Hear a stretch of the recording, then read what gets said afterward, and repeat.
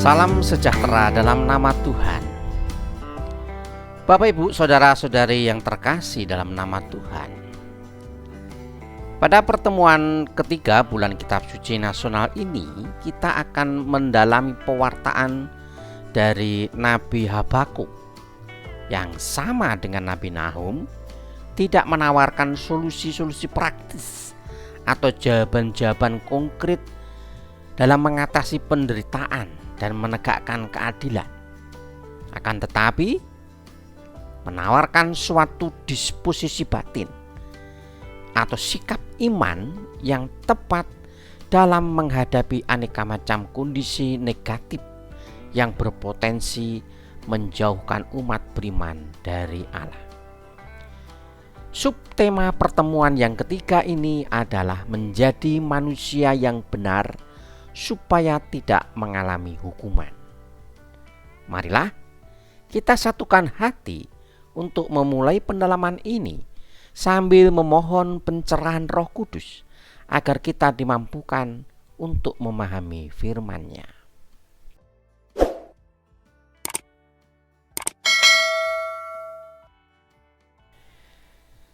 Bapak, Ibu, saudara-saudari yang terkasih dalam nama Tuhan, marilah kita membaca kitab Nabi Habakuk bab 2 ayat 1 sampai dengan 5.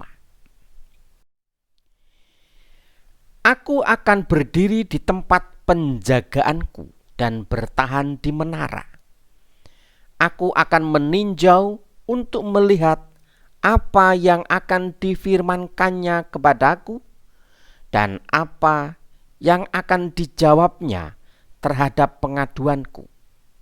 Tuhan menjawab aku, katanya, tuliskanlah penglihatan ini dan ukirkanlah itu pada loh-loh batu supaya orang sambil lalu dapat membacanya. Sebab penglihatan itu masih menanti saatnya, tetapi dengan segera menuju kesudahannya dan bukan tipuan. Meskipun lambat, nantikanlah itu, sebab hal itu pasti akan datang dan tidak akan tertunda. Sesungguhnya orang yang membusungkan dada tidak lurus hatinya, tetapi orang benar akan hidup oleh percayanya. Sungguh, kekayaan itu berkhianat. Orang yang sombong tidak akan berdiam diri.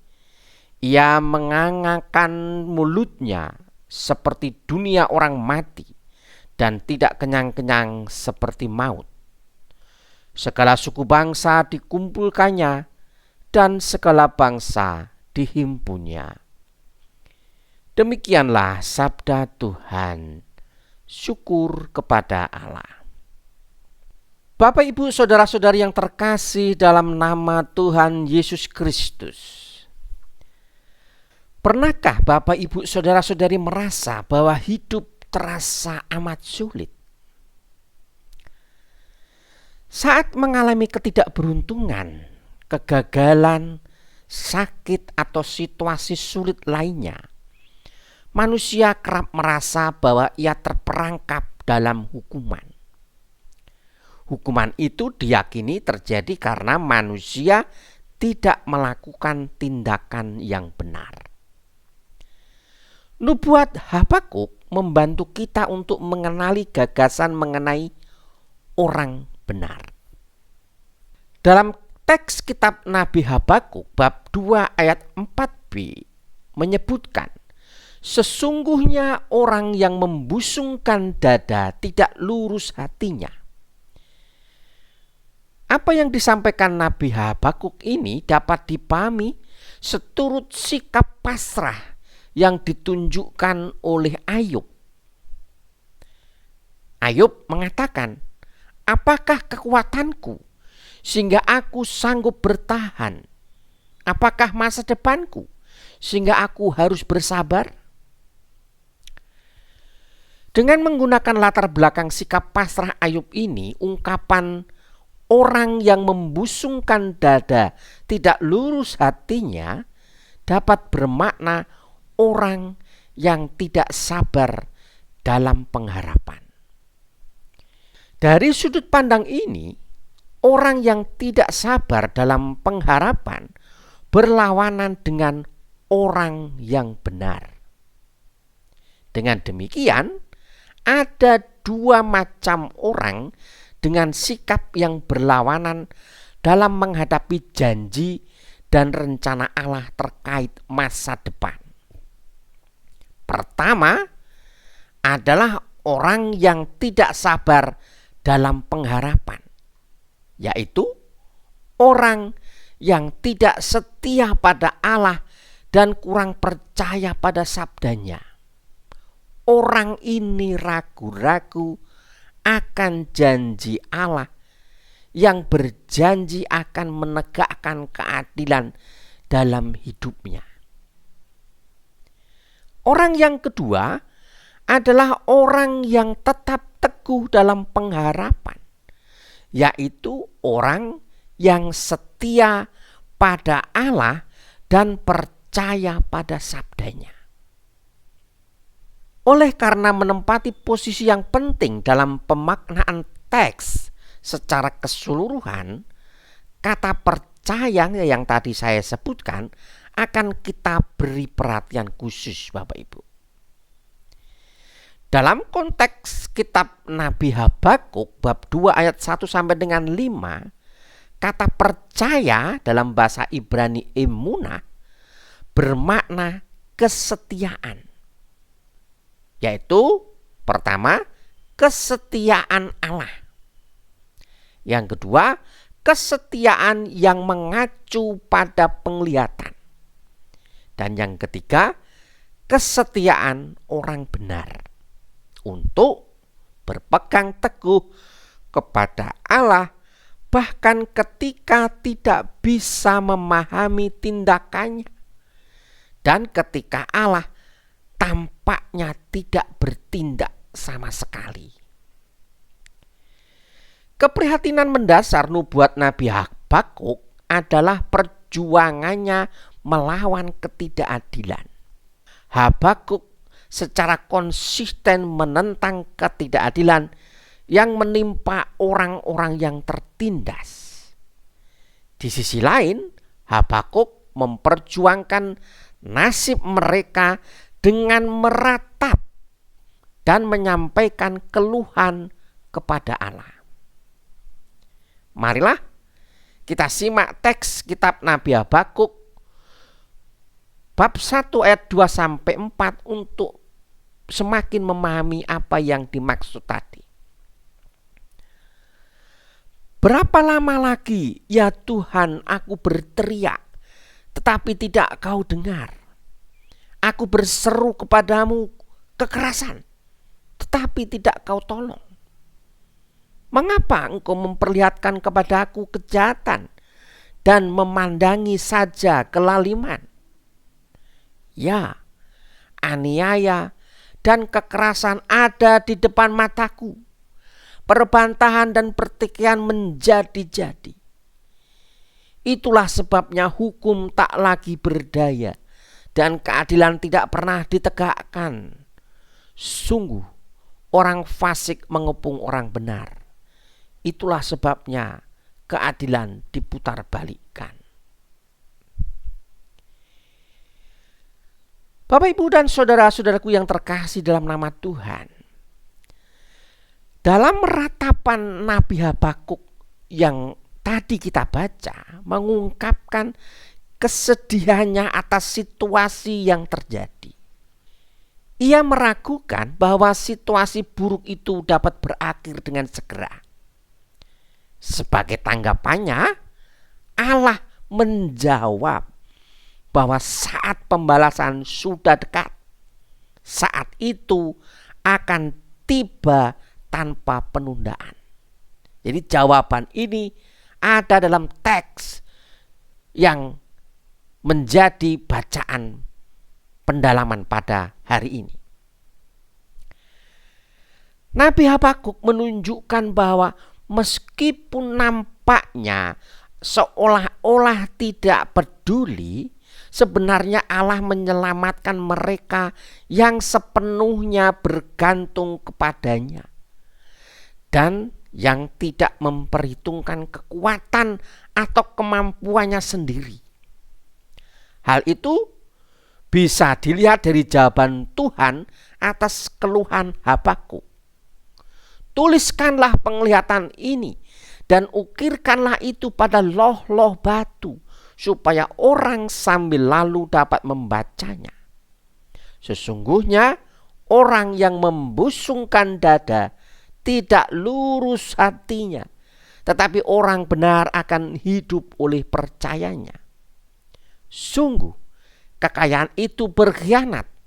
Orang yang sombong tidak akan berdiam diri. Bapak, Ibu, saudara-saudari yang terkasih dalam nama Tuhan, untuk semakin memahami ungkapan Nabi Habakuk yang menyatakan orang benar akan hidup oleh percayanya, marilah kita sandingkan hal tersebut dengan penjelasan Rasul Paulus yang menuliskan suratnya kepada jemaat di Roma, bab 1 ayat 17. Santo Paulus memaknai istilah percaya dalam teks Habakuk tersebut sebagai iman. Sebab di dalamnya nyata kebenaran Allah yang bertolak dari iman dan memimpin kepada iman, seperti ada tertulis, orang benar akan hidup oleh iman.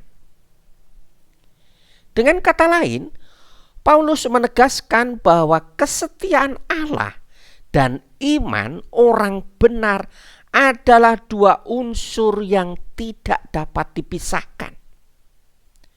Keduanya saling terkait. Hidup sebagai orang benar adalah hidup berdasarkan iman yang ditemukan dalam Injil dan bukan hanya dalam kehidupan komunitas manusiawi. Menurut Paulus, iman itu mengarahkan kepada penghayatan iman Kristen yang benar, yaitu kualitas personal.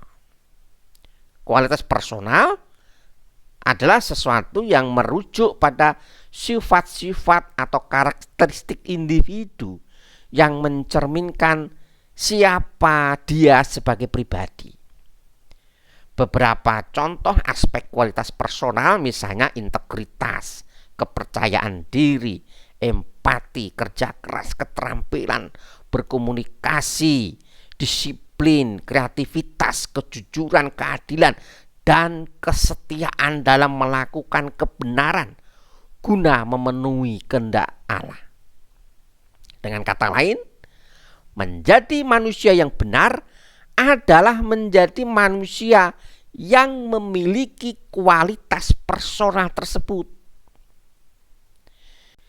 Dengan ide tentang iman sebagai kualitas personal yang berpartisipasi erat dengan Injil, Paulus bermaksud mengoreksi pemahaman iman yang muncul dari pandangan tradisi Yahudi berdasarkan Taurat yang menyatakan bahwa iman adalah upaya manusia untuk mengumpulkan dan menumpuk pahala dalam aneka tindak kebajikan supaya Allah menganugerahkan kemakmuran hidup sebagai balasannya.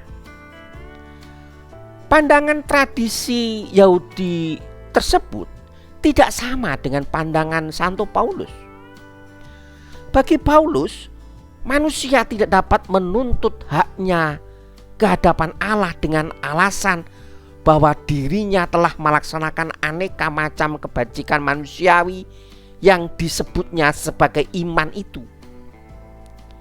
Keadilan adalah hak Allah. Dengan kata lain, kebajikan Allah adalah keadilan bagi orang-orang yang beriman kepadanya. Dalam tindakan penyelamatan yang dilaksanakannya, Yesus menunjukkan kualitas personal. Hanya dengan memiliki dan menggunakan kualitas personal semacam itu, orang benar itu akan hidup. Dalam hal ini, hidup yang dimaksudkan bukan sekedar bertahan hidup secara fisik di saat terjadi krisis Bapak Ibu, di saat kesulitan atau ketidakadilan menimpa diri kita, melainkan hidup dalam hubungan yang benar dengan Allah dalam diri Yesus Kristus. Iman yang benar adalah iman yang tekun setia bertahan bahkan dalam periode krisis sebagai suatu kepenuhan hidup orang beriman yang benar. Demikianlah Bapak Ibu dan saudara-saudari pendalaman kita akan sabda Tuhan yang kita dalami saat ini. Semoga permenungan ini membawa kita untuk menyadari bahwa di tengah kesulitan hidup kita tetap harus berjuang untuk menjadi orang benar dengan mewujudkannya dalam kualitas personal sambil terus percaya bahwa pertolongan Tuhan pasti datang. Semoga Tuhan memberi kita kedamaian.